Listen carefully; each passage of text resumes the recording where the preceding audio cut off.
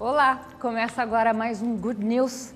Dá só uma olhada no que preparamos neste 5º programa especial sobre o Pantanal brasileiro.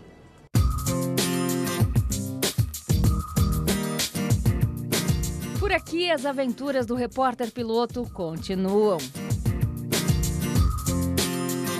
O destino de hoje, Nhecolândia, o coração do Pantanal sul-mato-grossense, onde um grupo de cientistas estuda o maior mamífero terrestre da América do Sul, a anta.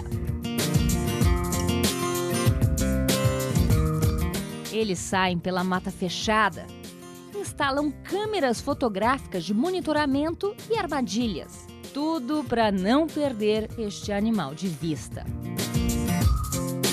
E a boa notícia é que os dados coletados ajudarão a salvar esta espécie considerada vulnerável à extinção.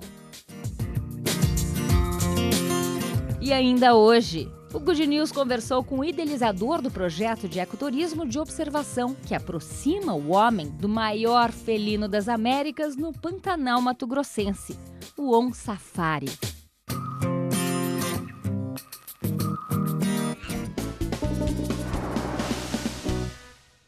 No Pantanal brasileiro há uma infinidade de espécies, mas uma em especial se destaca por 2 motivos: pela aparência inusitada e principalmente pela situação em que se encontra.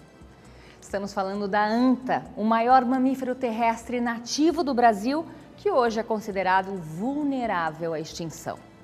Não é à toa que um grupo de biólogos se aventura pelas matas pantaneiras em busca de informações para tentar salvar as antas.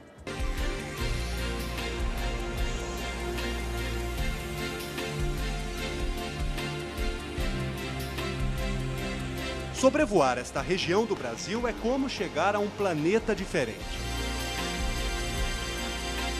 São cores, texturas, tudo muito forte, assim como a vida selvagem na maior planície alagável do planeta.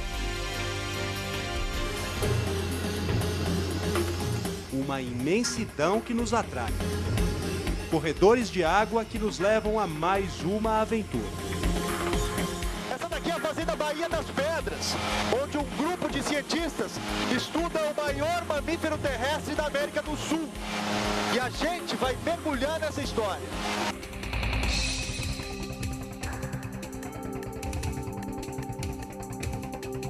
Em terra, somos recebidos pela maior especialista em antas do Brasil e talvez do mundo inteiro. Patrícia Médici, sou engenheira florestal. Mestre em Ecologia, Conservação e Manejo de Vida Silvestre e doutora em Manejo de Biodiversidade. Sem contar os últimos 16 anos estudando esta espécie ameaçada de extinção. Uma tarefa que exige trabalho em grupo e muita disposição. O objetivo principal do trabalho é estudar a anta em diferentes biomas brasileiros onde ela ocorre, para ter a informação necessária para tecer estratégias de conservação para esse bicho em cada um desses biomas. Então, na verdade, a gente estuda tudo relacionado ao animal em cada uma dessas áreas. Desde toda a parte de ecologia do animal, quanto espaço ela precisa para viver, o que ela come, qual que é o tamanho das áreas de preferência, uso de habitat, uma série de parâmetros, genética e saúde desses bichos também. Um animal que chama a atenção, digamos, pela aparência estranha. Mas parece uma mistura de diferentes animais. Se assemelha a um porco, mas com pés de rinoceronte. O couro parece o de um boi e o focinho uma pequena tromba de elefante. E as estranhezas não param por aí não. Para a surpresa de muitos, a anta ainda tem o título de o maior mamífero brasileiro. Isso mesmo. Para quem pensou que fosse a vaca, a explicação é simples. A vaca é importada. Ela foi trazida pelos primeiros colonizadores. A anta sim é original destas matas e chega a pesar 300 quilos. E mesmo grande, é difícil de encontrar. Qual que é o tamanho da área que vocês estão atuando com essa pesquisa? A propriedade tem 17 mil hectares e a gente cobre basicamente metade da extensão da fazenda. A anta gosta de espaço, de correr solta. corta os pastos, os areiais e as lagoas sempre cheias de outros bichos do Pantanal. E atrás delas vão eles, os pesquisadores. Uma a uma, o grupo confere as 9 armadilhas usadas nesta temporada. E aqui o que a gente vai fazer agora é o que exatamente? Nós vamos checar uma delas. E essa é uma das armadilhas que fica um pouquinho dentro do mato. A primeira armadilha permanece ativada, sinal de que nenhum animal entrou durante a noite. Em alguns casos elas entram, chegam a tentar ir ao sal, mas retornam, ficam ressabiadas. Sal, isso mesmo. Esta é a isca usada para atrair as antas. E a isca, e a ceva, no caso, é o sal. A ceva é o sal, né? A grande maioria dos ungulados, né? Que é essa ordem da qual a anta faz parte, gostam muito do sal, necessitam do sal na sua dieta, né? Então o sal, desde o início, dentre várias coisas que a gente testou, se apresentou como a melhor ceva. Tem algum outro animal que se sente atraído pelo sal? Não? Os veados, os cervídeos, né? No caso aqui do Pantanal, o veado mateiro, o campeiro e o catingueiro, e os porcos do mato, o cateto e a queixada. E o porco monteiro, que é o porco introduzido aqui do Pantanal, também adora. Mas colocar a isca apenas não basta. A anta é bem mais esperta do que se imagina. É um bicho que tem um olfato muito apurado, extremamente apurado. Então a gente veio, armou, às vezes você está com repelente, com protetor solar, fica um cheiro, demora uns dias para os bichos de fato se aproximarem. Na armadilha seguinte, a sensação é de que chegamos um pouco mais perto.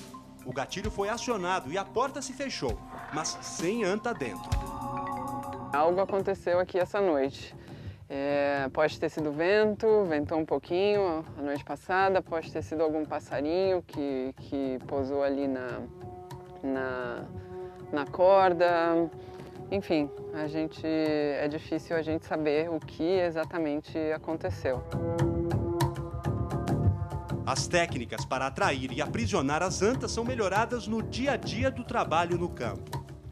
Nesse caso aqui é uma aglomeração de palmeira-acuri, como vocês podem ver, e o acuri é um fruto que a anta consome muito. Então essas manchas de acuri são bastante frequentadas pelas antas. Então é um excelente local. No início, nós não sabíamos, nós não tínhamos ideia como capturar uma anta, né? Então a gente testou uma série de metodologias.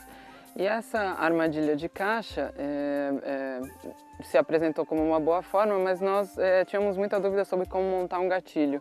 E foi então que a gente foi consultar alguns caçadores da região onde a gente trabalhava anteriormente na Mata Atlântica, que então nos ensinaram como confeccionar esse gatilho aí, que é uma série de pauzinhos ali que são amarrados à porta. Então a anta pisa ou tropeça naquele pauzinho e a porta cai e prende o animal. Só que neste caso a caçada dos pesquisadores é ecológica, para estudar este animal e desenvolver técnicas de preservação deste bicho. Vamos ver outra armadilha então? Vamos lá.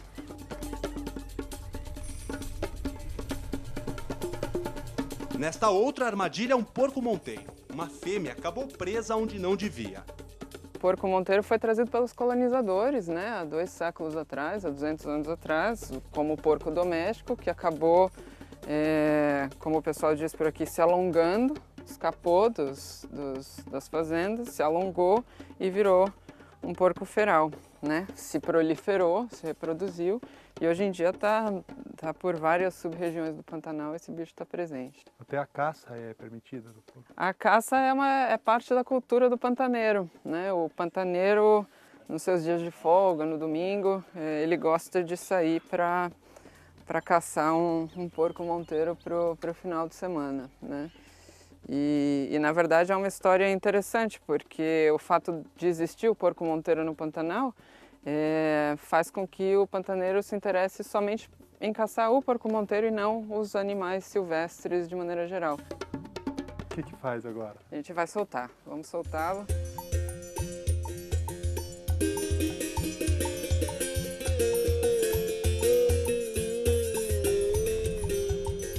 Na armadilha seguinte, uma surpresa, ou melhor, 4. Uma família inteira de queixadas. Os porcos selvagens foram atraídos pelo sal.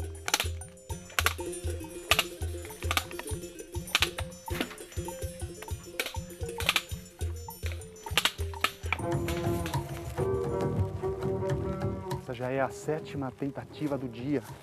7ª armadilha do dia. Vamos ver o que deu. Nada? Nada, nada. Armadilha quieta. Não foi dessa vez, né? Não foi dessa vez.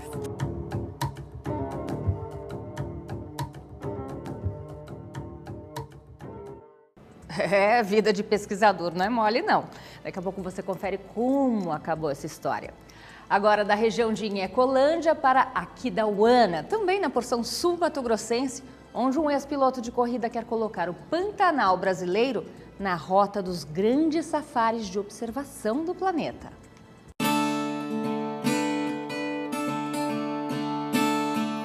Refúgio Ecológico Caimã. Morada de jacarés, capivaras, bichos preguiça, tamanduás, sucuris, araras, tuiuius, gaviões e ela, a onça pintada. Por reunir tamanha diversidade da vida selvagem, o refúgio virou o cenário ideal para um projeto pioneiro no Brasil, o OnSafari. Basicamente, o projeto OnSafari, o que a gente visa é valorizar os animais aqui no Brasil, através do ecoturismo. Então, o que a gente quer fazer é com que as pessoas consigam vir para o Brasil e conseguir ver onça pintada. A iniciativa nasceu quando o ex-piloto de Fórmula Indy i3 viu a aposentadoria das pistas uma possibilidade de aventura. Quando eu tinha 12 anos, eu fui a primeira vez para a África com meu pai. Foi uma experiência muito legal. Então, eu sempre soube que quando eu parasse de correr profissionalmente, a minha ideia era fazer algum projeto de conservação. Na base do projeto, um conceito simples, porém poderoso. A ideia de ecoturismo de conservação como uma boa fonte de renda. Alguns países da África, a segunda maior fonte de renda do país inteiro é o ecoturismo. Entre os principais fatores de ameaça estão a destruição do habitat e a caça do animal. Todo mundo quer ver realmente uma onça pintada e é muito difícil de se ver, porque no Pantanal principalmente, onde 95% das terras são privadas e você tem a pecuária, as onças são caçadas há mais de 200 anos. Nos 53 mil hectares do Refúgio Caimã, a proposta é diferente. A ideia é aproximar o homem da fera, mas sem ultrapassar os limites. O que a gente está tentando fazer é o processo de habituação. A gente não inventou esse processo, é um processo que a gente está aprendendo e tem pessoas da África vindo para o Brasil ajudar a gente. A gente começa a seguir, identificar algumas onças e seguir sempre essas mesmas onças até que elas aumentem a tolerância com relação a gente. E com isso você consegue cada vez chegar mais perto, consegue levar os turistas para ver a onça, então você está valorizando o animal, com isso você está criando vários empregos na região, você está ajudando a natureza e é um processo bem interessante, mas de longo prazo. Alguns animais ainda recebem colares localizadores. Então a gente captura elas, coloca um colar com GPS via satélite, então o colar manda um sinal para o satélite, que manda para o nosso computador. O motivo de colocar o colar é exclusivamente para a segurança da onça. A gente tem que ter certeza que nesse momento o território dela é inteiro dentro da fazenda. E já que o objetivo é ficar cada vez mais próximo deste felino, 30 câmeras fotográficas foram instaladas pelas matas. E as estrelas ganharam apelidos carinhosos. Chuva é a preferida da turma.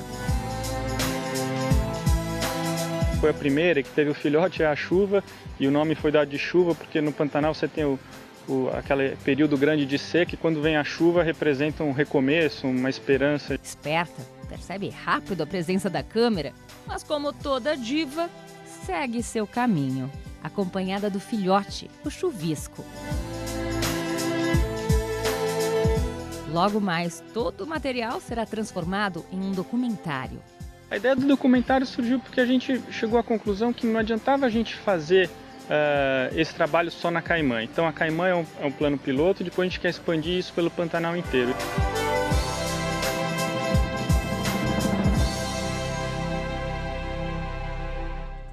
Daqui a pouco continuamos no rastro da anta do Pantanal, só que dessa vez durante a noite, quando flagramos cenas emocionantes.